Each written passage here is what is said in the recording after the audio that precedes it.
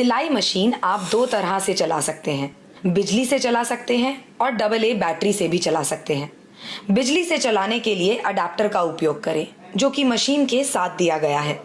Adapter को 2 pin socket में लगाएं और दूसरा छोर मशीन में दिए गए स्थान पर लगाएं। मशीन को फुट पैडल के द्वारा भी चला सकते हैं।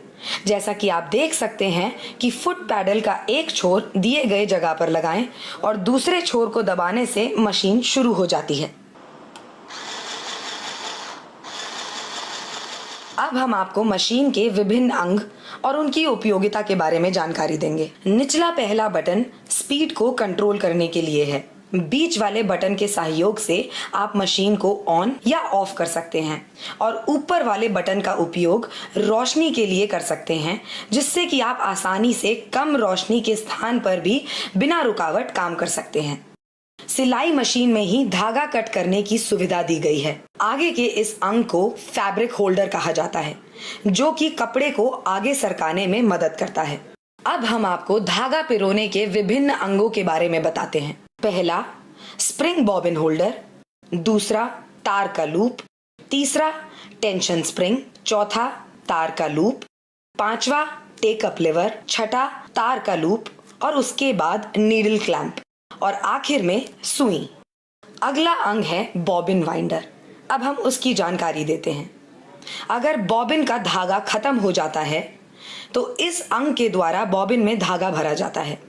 आइए मशीन में धागा पिरोने की प्रक्रिया देखते हैं। पहले स्प्रिंग बॉबिन होल्डर में लगाए गए तरीके से रखें, यानी कि पहले स्प्रिंग, फिर बॉबिन और आखिर में लॉक करें। धागे को ऊपर की तरफ से पहले लूप में पिरोएं, फिर टेंशन स्प्रिंग से गुजरते हुए अगले तार के लूप में डालें।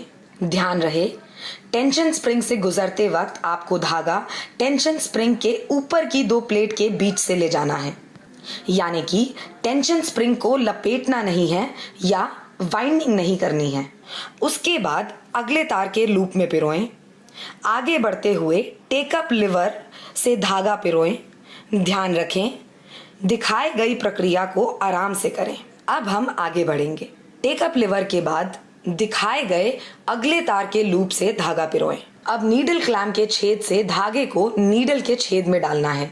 तो अब आपको ध्यान देना है कि नीडल के छेद में धागा बाईं ओर से दाईं ओर में पिरोना है, जैसा कि आप देख रहे हैं। अब हम बॉबिन की प्रक्रिया की तरफ बढ़ेंगे। मशीन के साथ दी गई बॉबिन लीजिए और उसे दिए गए तरीके से बॉबिन कंपार्टमेंट में रखें। ध्यान रखें, बॉबिन से आने वाले धागे को मशीन की बॉडी में दिए गए खांचे से बाहर निकालना है। धागा खींचकर देखें कि आपकी बॉबिन क्लॉकवाइज अथवा घड़ी की दिशा में घूम रही है क्या। उसके बाद बॉबिन कंपार्टमेंट का कैप लगाकर उसे बंद कर दें। धागा खींचकर यह सुनिश्चित करें कि आपकी बॉबिन सही तरीके से लगी है। और अब हम महत्वपूर्ण क्रिया की ओर बढ़ेंगे, जो कि है बॉबिन का धागा नीडल के धागे के साथ ऊपर लाना है। ध्यान दें और दिखाई गई प्रक्रिया को आप पहले ध्यान से देखें और उसके बाद ही उसे करें। अब आप समझ लें कि हमने यह काला धागा नीडल के लिए इस्तेमाल किया है और सफेद धागा बॉबिन के लिए। अब आपको वीडियो में दिखाए गए तरीके से काले धागे के छोर को अपने हाथ में पकड़ना है और दूसरे हाथ से हैंड व्हील धीरे धीरे अपनी तरफ घुमानी है। एक चीज का ध्यान रखें कि आपको हैंड व्हील को लगातार और तेजी से नहीं घुमाना है, ताकि वो नीडल को नीचे की ओर ले जाए। ध्यान रखना है कि नीडल नीचे की तरफ सिर्फ एक बार जानी चाहिए, जैसे कि आप वीडियो में देख पा रहे हैं। जैसे जैसे नीडल नीचे नीचे जाए, वैसे ही आपको हैंड व्हील घुमाते रहना है। जब नीडल अपनी पुरानी जगह, मतलब जहां से वो नीचे गई थी, उस जगह वापस आ जाए, तब आप हैंड व्हील घुमाना बंद कर दें। दूसरे हाथ में जो काला धागा पकड़ के रखा था, उसे आप ऊपर की ओर कर लें, जैसा कि वीडियो में दिखाया गया है। जैसे ही आप उसे ऊपर की ओर करेंगे, वैसे ही नीचे से सफेद धागा ऊपर आएगा। हम फिर से यह बता रहे हैं कि आपने हैंड व्हील अपनी तरफ घुमाया था और अब आप दोनों धागों को बाहर निकालें और पेडल फुट के बीच से पीछे की तरफ ले जाएं। उसके बाद जरूरत के अनुसार धागा खींच लें और दिखाए गए तरीके से उसे काट लें और अब आपकी मशीन सिलाई करने के लिए तैयार है।